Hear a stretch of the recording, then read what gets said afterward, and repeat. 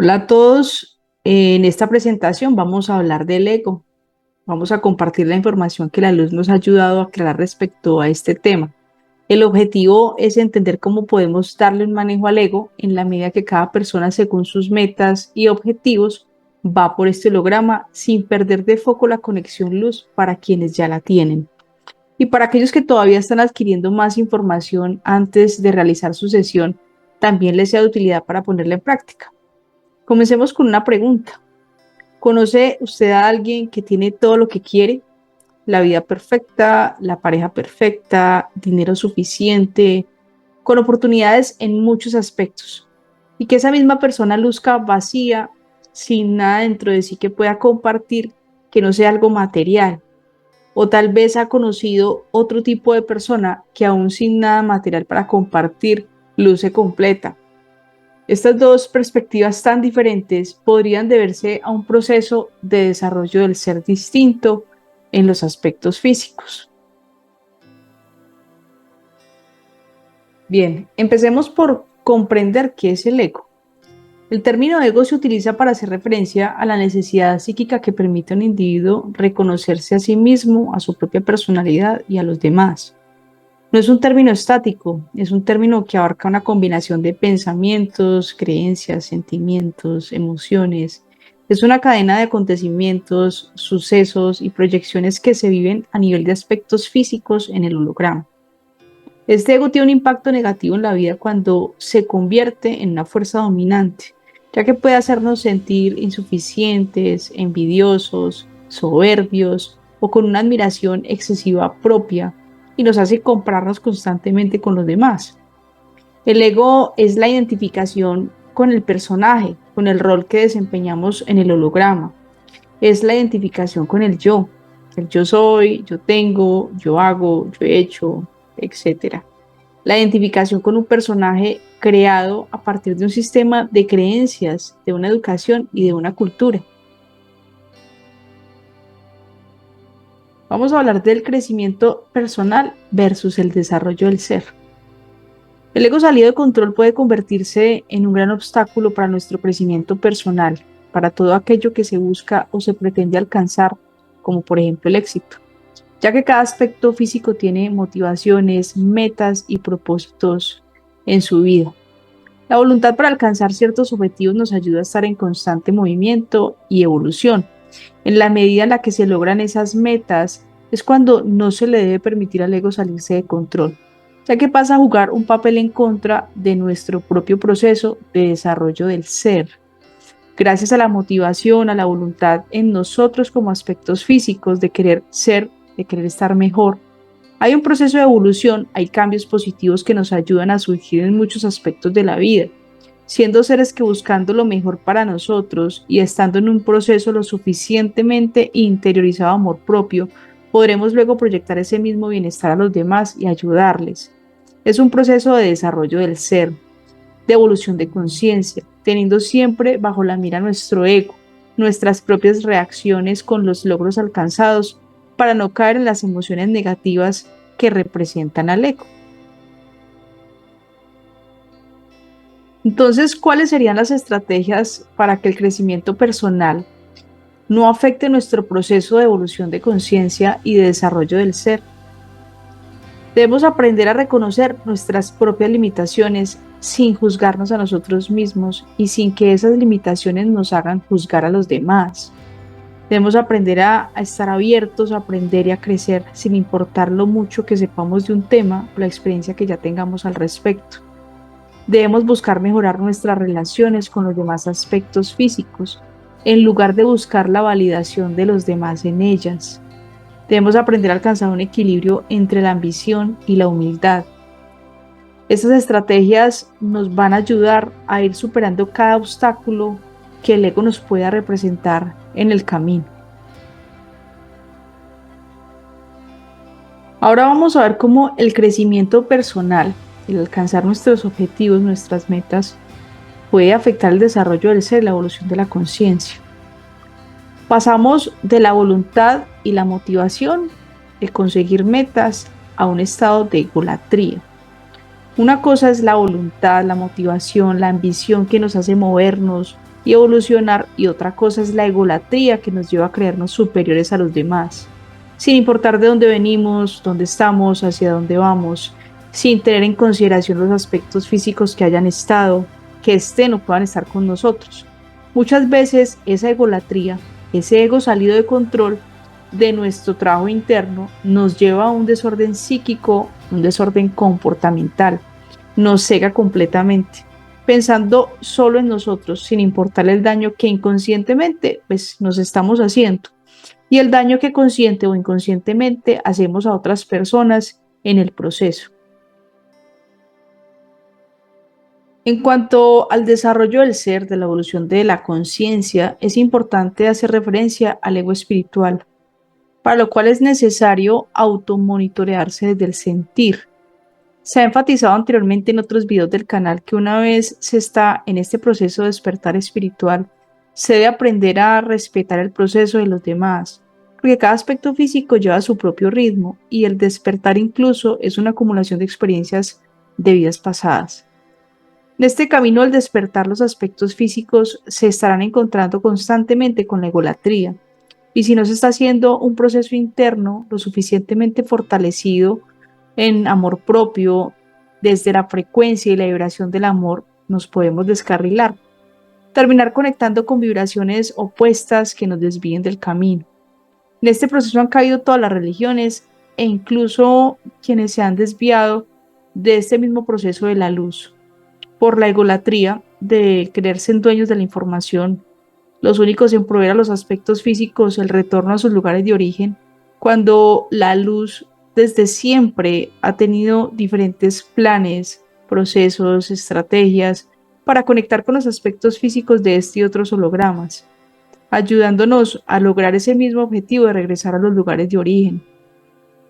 El ego puede afectar a todos independientemente de la religión, de la creencia o el tipo de espiritualidad que profesen o en lo que crean. Ahora, ¿cómo podríamos identificar si el ego ya está dominando? En un aspecto físico dominado por la egolatría hay unos comportamientos nocivos que otras personas incluso pueden percibir en él, pero que el mismo aspecto físico no puede ver. Aquí es donde el ego se convierte en el peor enemigo, no porque como tal nos haga daño, sino porque hace sentir y proyectar al ególatra desde su psiquis que esa manera de actuar es correcta y que lo que hace lo hace por su propio bienestar e incluso por el bienestar de los demás, inhibiendo la capacidad de sentir compasión y cualquier otro tipo de emoción y sentimiento mientras va pisoteando a otros en el camino. Solo desde la vibración del amor, durante las pausas para conectar directamente con esa frecuencia del amor, con nuestro humano luz, es donde interiorizamos lo que hemos hecho durante determinado tiempo, y es donde nuestro humano luz nos hace sentir en lo que debemos mejorar. Pero el aspecto físico, que ya está dominado por la egolatría, no puede percibir eso porque ya ha caído en su propia manipulación. Se encuentra tan arraigada en su psiquis y aspecto físico en general que la egolatría no le permite sentirse culpable, ni cuestionado por él mismo, ni por los demás. No se permite reconocer ni caer en cuenta del error. Y esto solo se puede empezar a sentir e identificar de forma más consciente cuando apenas se está iniciando la egolatría desde la psiquis. De allí nace, no se hereda, no se pega por vibraciones. Se origina directamente desde la psiquis a causa de las proyecciones, deseos y anhelos, sin tener en consideración el costo que se debe pagar para llegar a una meta fijada. El costo no es porque sea elevado, sino porque el cumplimiento de esos objetivos, anhelos o sueños se quiere de manera facilista. Es allí donde muchos aspectos físicos se llevan por delante el proceso propio y el proceso de los demás.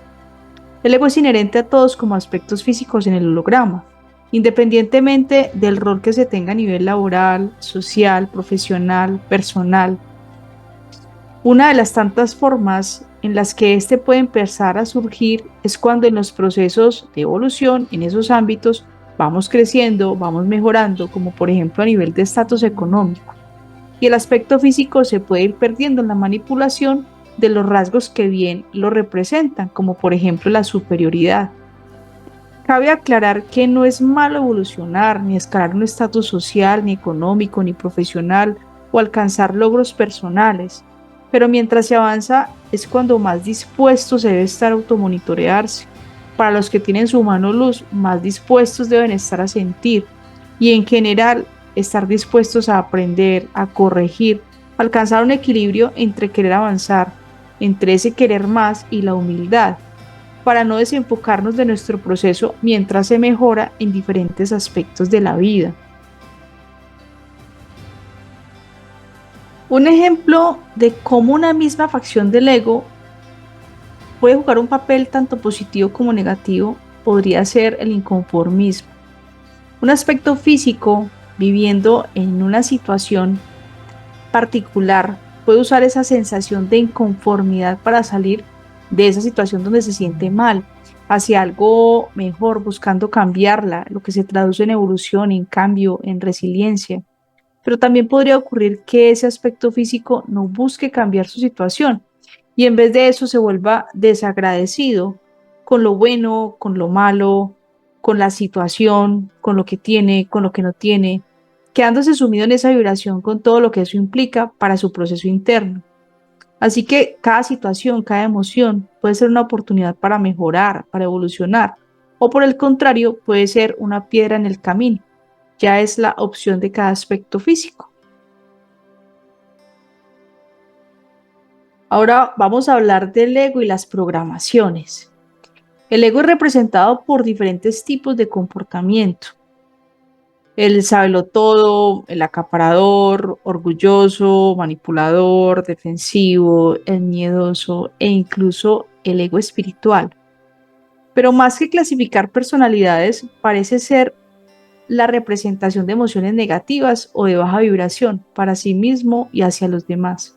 Esas emociones bajas que precisamente son la fuente de alimento de entidades y que nos da una perspectiva de vida según sea la programación.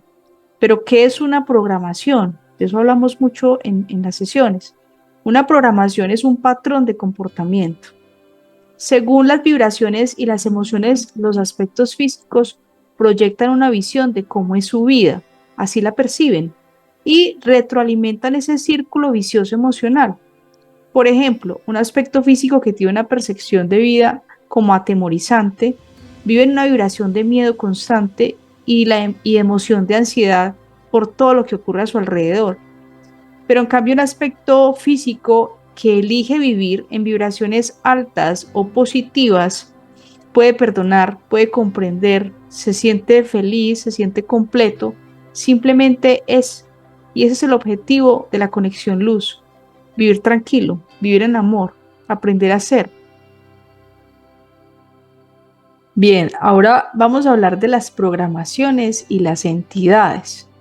Si la egolatría es representada por diversas emociones negativas o de baja vibración que sabemos en el alimento de entidades y el ego nace desde la psiquis, entonces nosotros damos más poder a la manipulación. La luz nos explica que muchas veces nosotros mismos desde la psiquis hemos creado las programaciones. Otras, en cambio, son reprogramaciones de vidas pasadas, netamente por manipulación de las entidades. Pero puede que en una vida pasada no hayamos tenido cierta programación y en la actual la hayamos creado nosotros mismos, como por ejemplo la codicia, un deseo insaciable de ganancia material sin importar a qué costo se logre.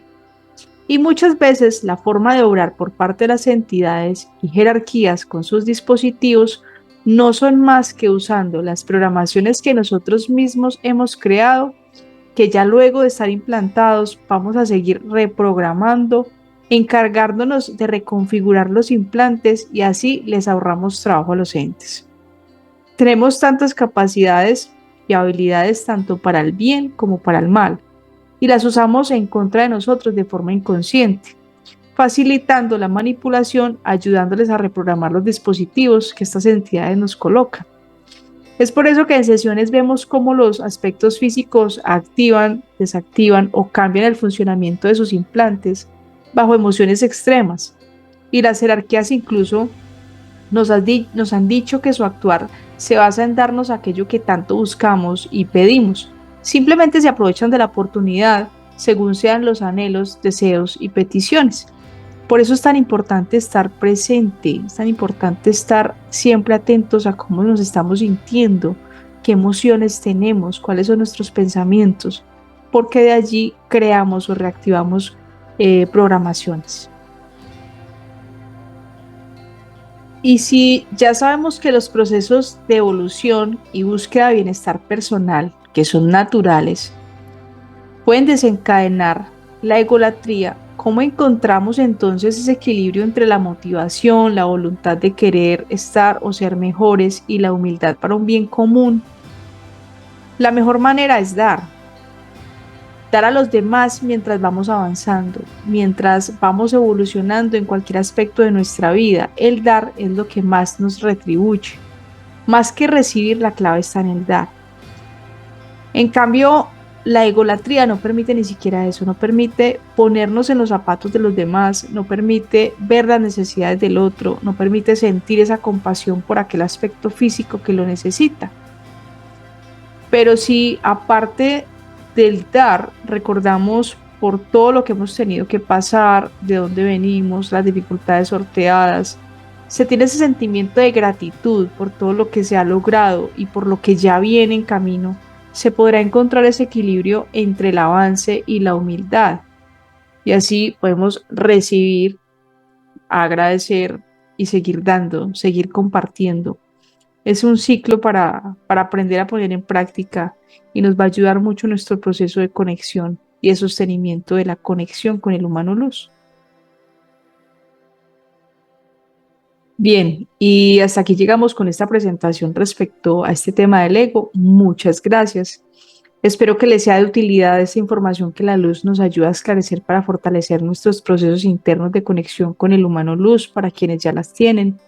Y como dije al principio, para los que están recabando información antes de hacerse sus sesiones, que también les sea de utilidad, los invito a seguir viendo el contenido del canal, donde encuentran videos de las sesiones de pacientes que ya han hecho su conexión luz, videos con más información para trabajo interno y sostenimiento de la conexión, y los videos cortos con pequeños extractos de información que la luz nos ha compartido.